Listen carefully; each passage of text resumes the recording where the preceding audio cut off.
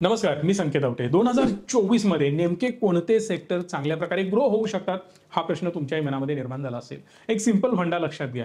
कुठलीही company by करा, जर त्या सेक्टरचीच डिमांड नसेल तर तुमचे स्टॉक वाढणार नाहीत. एक सिंपल लॉजिक सांगतो. टाटा मोटर आहे, महिंद्रा अँड महिंद्रा, बजाज, हिरो यापैकी कोणताही मी एक स्टॉक निवडला किंवा मी सगळे स्टॉक बाय केले आणि ऑटोमोबाईलचा सेल्सच होणार नसेल तर, भारतामध्ये लोक गाड्या बाय करण्यामध्ये इंटरेस्टेड नसतील तर, समजा पेट्रोलचे रेट झाले 300 रुपये प्रति लिटर, देव करू असं काही होऊ नये, पण समजा झालं तर आपण नवीन गाड्या बाय करू का? 100% नाही. म्हणजेच जो बाईंग पॉवर आपली आहे ती ड्रॉप होत जाणार. आपण पब्लिक ट्रान्सपोर्टला मॅक्सिमम प्रेफर करणार कारण प्राइजेस खूप जास्त वाढलेले आहेत पेट्रोलच्या.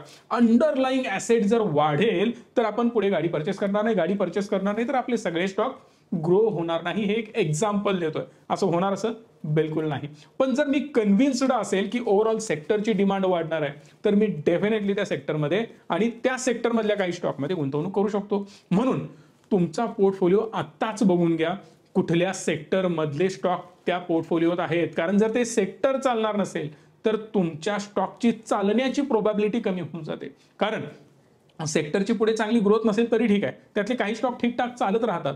पण जर माझ्याकडे गाढवापेक्षा चांगला घोडा असेल तर घोड्यावर बेट लावण्यात काय हरकत आहे? म्हणून थोडंसं स्टॉक स्पेसिफिक जेव्हा तुम्ही होता तेव्हा सेक्टर स्पेसिफिक विचार करणं पण गरजेचं आहे. अदरवाईज आतापर्यंत जी चूक केली ती आता पुढे तुम्ही करू नका, ही माझी बेसिक अपेक्षा आहे. जर भारतामध्ये काही कंपन्यांना ग्रो व्हायचं असेल तर सेक्टरना ग्रो व्हायला पाहिजे.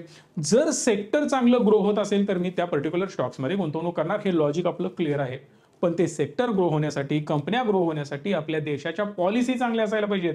आपल्या देशाचं प्लॅनिंग पुढचं चांगलं असायला पाहिजे. आता आपला देश म्हणजे काय? सरकार. प्लॅन कोण करतं?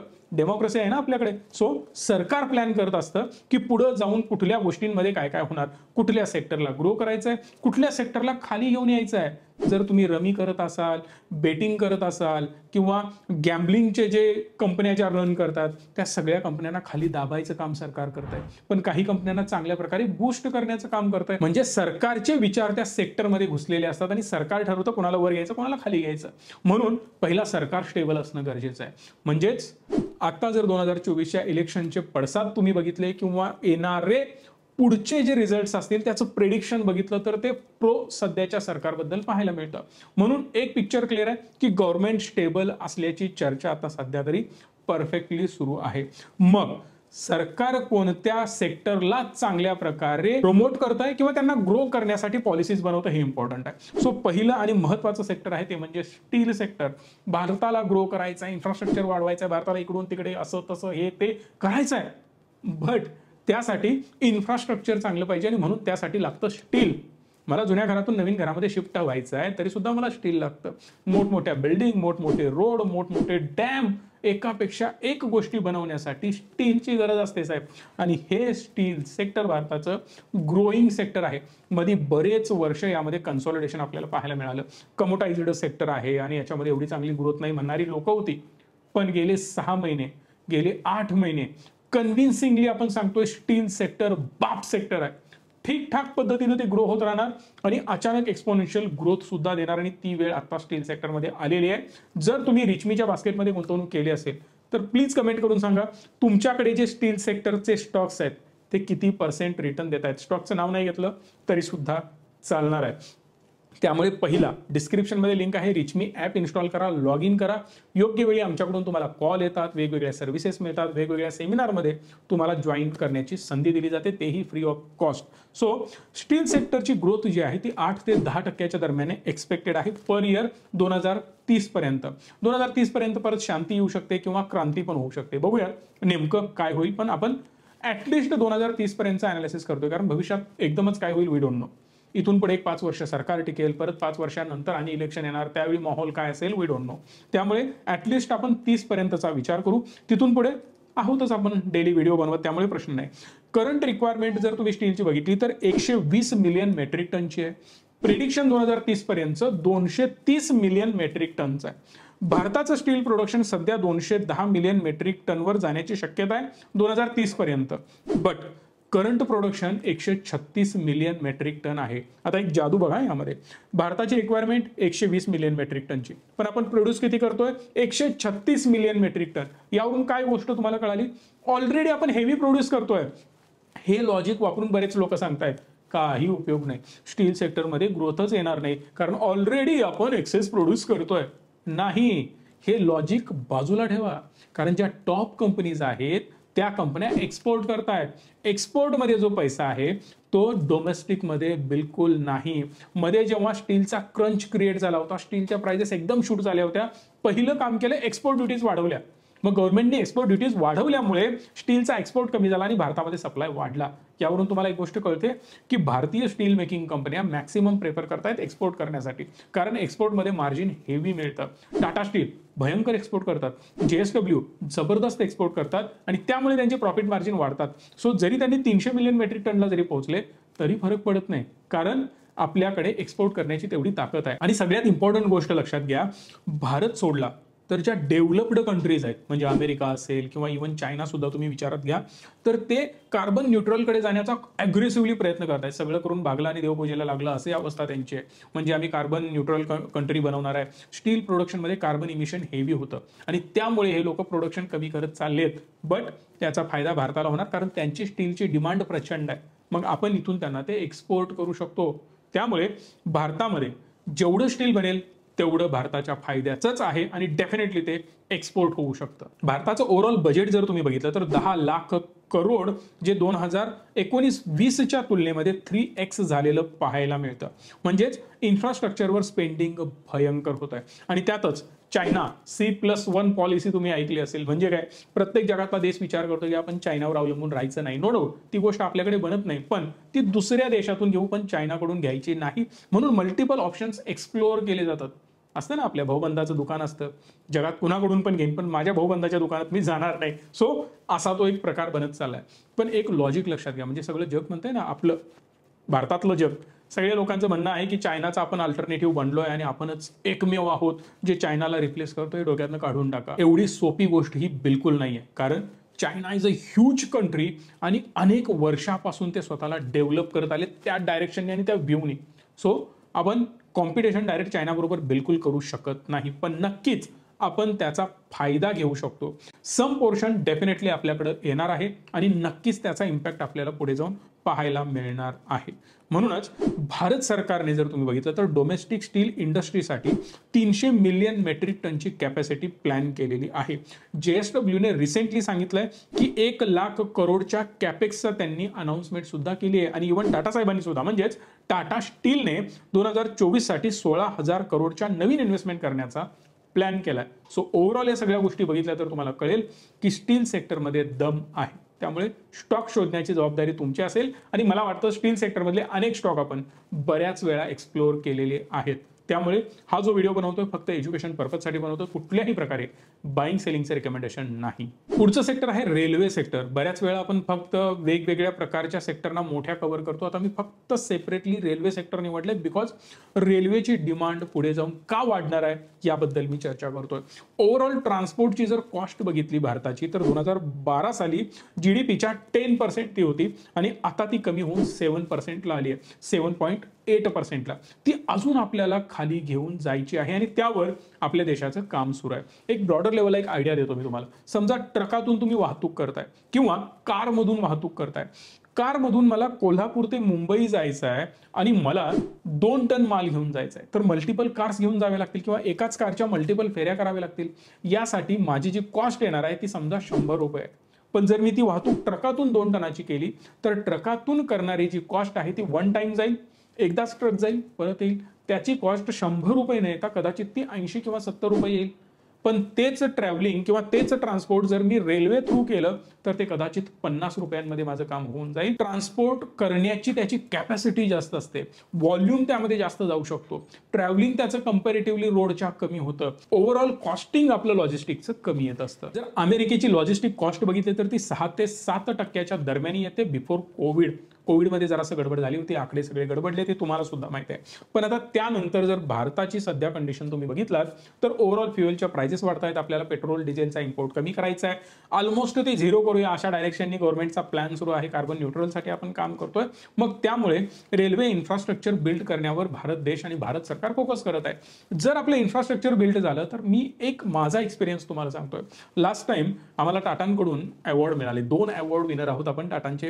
We are blessed with this. But एक गोष्ट लक्षात घ्या, जेव्हा मी पुण्याला गेलो, पुण्यातून परत नागपूरला गेलो, नागपूरमधून परत कोल्हापूरला आलो, मी पहिल्यांदा स्लीपर बसने गेलो. त्यामुळे तो एक वेगळा एक्सपिरियन्स माझा होता. मी प्रत्येक वेळी कार घेऊन जाणं प्रेफर करतो, कारण कुठेही थांबता येतं, कसंही जाता येतं. बट स्लीपरनी निवांत मी झोपून गेलो. सो तो एक कम्फर्ट मिळाला. ट्रेनमधून अजून जास्त कम्फर्ट मिळतो. सो परत मी डोक्यामध्ये एक लॉजिक लावलं, अरे यार एवढी मेहनत करा, रात्रभर ड्रायव्हर आपली गाडी चालवतो, आपण त्याच्या बाजूला झोपतो, एवढी मोठी रिस्क घेतो, त्यापेक्षा बेटर आहे की आपण ट्रेनने जाऊ, स्लीपरने रात्री पोहोचलो, परत कॅब केली, तिथून आपलं काम आवरलं, परत रात्री बसलो, निवांत झोपलो, सकाळी उठून आपल्या ऑफिसच्या कामावर. सो हा विचार सुद्धा लोकांचा पुढे जाऊन डेव्हलप होत जाणार. कोणत्या ट्रॅफिकमध्ये मरा आणि एवढं जास्त ट्रॅव्हल करा आणि एवढा जास्त खर्च पण करा, पैसे पण वाचतायत, वेळ पण वाचतोय, एफर्ट कमी लागतायत, एनर्जी कमी लागते, सगळं बेस्ट आहे, तर मी रेल्वेने प्रवास करणार. पण रेल्वे त्या लेवलच्या नाहीत, त्या क्वालिटीच्या नाहीत. म्हणून सरकारने त्यावर काम करायला सुरुवात केली. आता जर तुम्ही बघितलं, खूप चांगल्या चांगल्या रेल्वे आता भारतामध्ये आलेल्या आहेत. एसी रेल्वेज आहेत, चांगल्या स्वच्छ क्लीन रेल्वेज आहेत. फूड क्वालिटी अजून इम्प्रूव्ह होत आहे, नो डाऊट अजून इम्प्रूव्हमेंटची गरज आहे, ती सुद्धा होणार.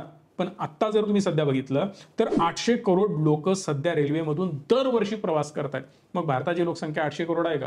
बिलकुल नाही आहे. पण एकच व्यक्ती मल्टिपल टाइम्स त्यामधून प्रवास करतो ना. सो 800 करोड प्रवास त्यामधून होत आहेत. यामुळे इम्पोर्ट कमी करावा लागणार पेट्रोल आणि डिझेलचा, आणि त्याचबरोबर ट्रॅफिकचा वगैरे हा सगळा त्रास होणार नाही. गव्हर्नमेंटचा रेव्हेन्यू त्यामधून वाढेल आणि लोकांचा खर्च यामधून कमी होणार. हे बेसिक लॉजिक यामध्ये लावलेलं आहे. सरकारने नवीन 7,000 ते 8,000 नवीन ट्रेन सेट बनवण्याचा प्लॅन केलेला आहे. 1,00,000 करोड रुपयांची नवीन गुंतवणूक ते यामध्ये करणार आहेत, ज्यामध्ये मल्टी ट्रॅक बनवणार आहेत, हाय स्पीड इलेक्ट्रिक ट्रॅक्स ते बनवणार आहेत, हायटेक सिग्नलिंग असेल किंवा सेफ्टी सिस्टम बनवणार आहेत. त्यासाठी 4,00,000 करोडचं पॅकेज सुद्धा यांनी अनाउन्समेंट केलेली आहे. भारत, UAE किंवा युरोप याच्यामधून एक रेल्वे लाईनचं कॉन्ट्रॅक्ट नवीन बनलेलं आहे, आणि हे सुद्धा भयंकर मोठं प्रोजेक्ट त्यांनी आता प्लॅन केलेला आहे. यातलं 90% कॉन्ट्रॅक्ट भारतीय कंपन्यांना मिळाले, हे सुद्धा एक मोठं वैशिष्ट्य आहे. त्यामुळे ज्या कंपन्या ट्रॅक बनवतात, रेल्वे रिलेटेड आहेत, रेल्वेला सर्व्हिसेस देतात, रेल्वेला काही प्रोडक्ट देतात, मग त्या गव्हर्नमेंटच्या असतील, प्रायव्हेट असतील, सगळ्या कंपन्यांना चांगली ग्रोथ मिळू शकते. फक्त प्रॉपर अनालिसिस करून काही रेल्वे स्टॉक निवडणं गरजेचं आहे. तुम्हाला कुठला रेल्वे स्टॉक आवडतो मला कमेंट बॉक्समध्ये सांगू शकता. तिसरं सेक्टर आहे आयटी सेक्टर. आयटी सेक्टरमध्ये जर तुम्ही बघितलं ना तर कोविडमध्ये मारामारी त्यांची झालेली होती, ग्रोथ चांगली आली आणि खूप चांगलं आयटी सेक्टर चाललं, मान्य आहे. पण त्यानंतर एक फ्लॅटिश परफॉर्मन्स आयटीचा पाहायला मिळाला. बिकॉज ऑफ आयटीमध्ये जर तुम्ही लक्षपूर्वक बघितलं तर एक मेजर प्रॉब्लेम आहे, आणि तो प्रॉब्लेम म्हणजे भारतीय आयटी कंपन्या अवलंबून आहेत अमेरिकेवर, युरोपवर.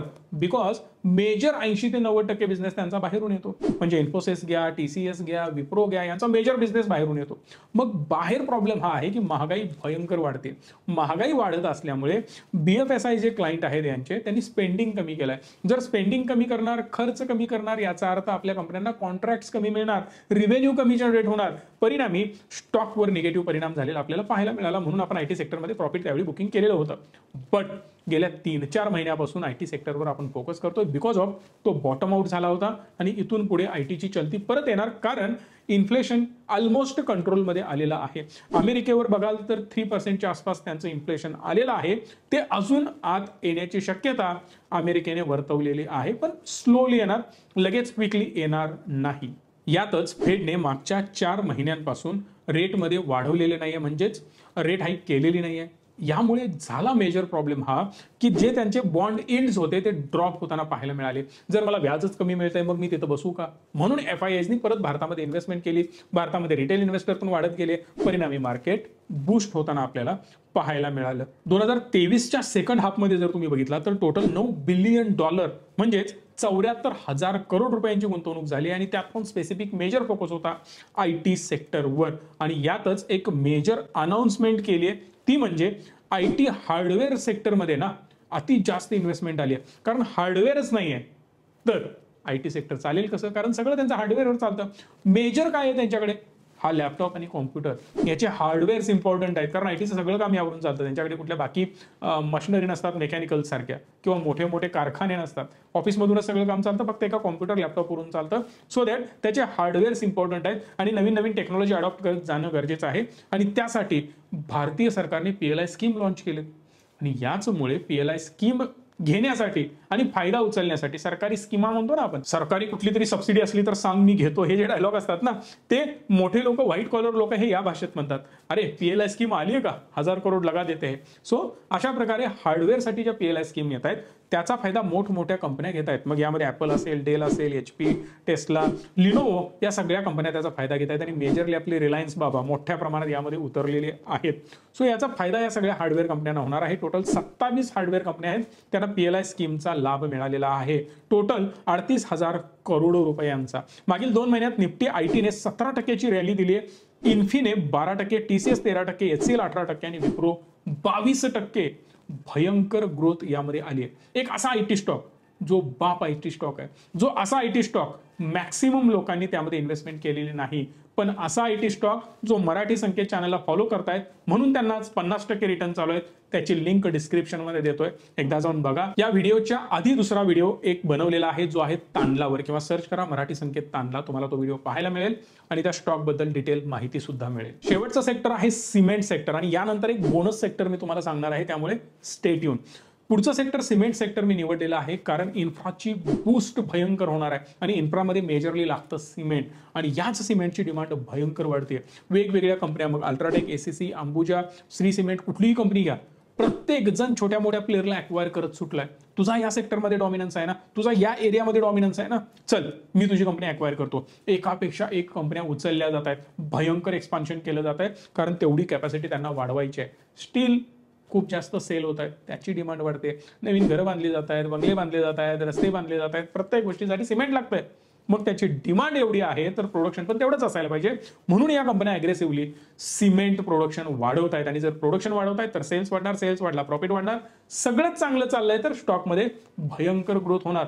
अल्ट्राटेक बद्दल आपण किती वेळा बोललोय आणि आज जाऊन एकदा अल्ट्राटेकचा स्टॉक बघा आणि मग मला सांगा. याच्या पुढे जाऊन एक मोठे महाअनुभव आहेत आपल्या भारतामध्ये, जगातले सगळ्यात श्रीमंत व्यक्ती ज्यांचे स्टॉक 2 भयंकर कन्सॉलिडेशन मध्ये आहेत. पण एक गोष्ट आत्ताच सांगतो, नाव न घेता कुठल्याही प्रकारे रिकमेंडेशन नाही, जेव्हा अच्छे दिन येतील तेव्हा त्या स्टॉकचे अच्छे दिन खूप लवकर येणार आहेत, हे माझं वाक्य आत्ताच लिहून ठेवा. Back to the point, overall तुम्ही अल्ट्राटेकचा जर अंदाज घेतला तर 13,000 कोटीचा त्यांनी कॅपेक्स प्लॅन केलाय. एकापेक्षा एक ॲक्विजिशन त्यांनी सुरू केलेले आहेत. अंबुजाने सुद्धा प्रोडक्शन वाढवण्याचा प्लॅन केलाय आणि ऑलमोस्ट त्यांनी सांगितलंय की येणाऱ्या 5 वर्षामध्ये आपण मिनिमम 2 to 3x आपण प्रोडक्शन करणार आहोत. याचाच अर्थ ते सुद्धा हेवीली एक्सपांड करणार आहेत. शेवटचा एक बोनस सेक्टर जो मी तुम्हाला सांगतोय, इम्पॉर्टंट सेक्टर आहे. या सगळ्याला जर चालवायचं असेल ना तर तो लागतो पैसा. पैसा नाही तर काहीच चालत नाही आणि जर हे सगळं चाललं नाही तर त्यांचा पैसा काही उपयोगाचा नाही. जर कंपन्या एक्सपांड करणार नसतील तर त्यांना पैसा लागणार नाही, पैसा लागणार नसेल तर बँकांकडून पैसा उचलणार नाहीत. जर कंपन्या एक्सपांड करतायत, मोठ्या लेवलला पुढे जात आहेत आणि लोकांची डिमांड वाढते, लोकांना कर्ज हवे आहेत, तर या केसमध्ये बँकांची ग्रोथ होणार. म्हणूनच बँकिंग सेक्टरवर शेवटची तुमची नजर असायला पाहिजे. बँकिंगवर सेपरेट व्हिडिओ मी बनवलाय, तो सुद्धा जाऊन एकदा तुम्ही बघू शकता. नेहमीप्रमाणे तुम्हाला जर व्हिडिओ आवडला असेल तर लाईक, शेअर आणि चॅनलला सबस्क्राईब करा. धन्यवाद. Stay tune and stay positive.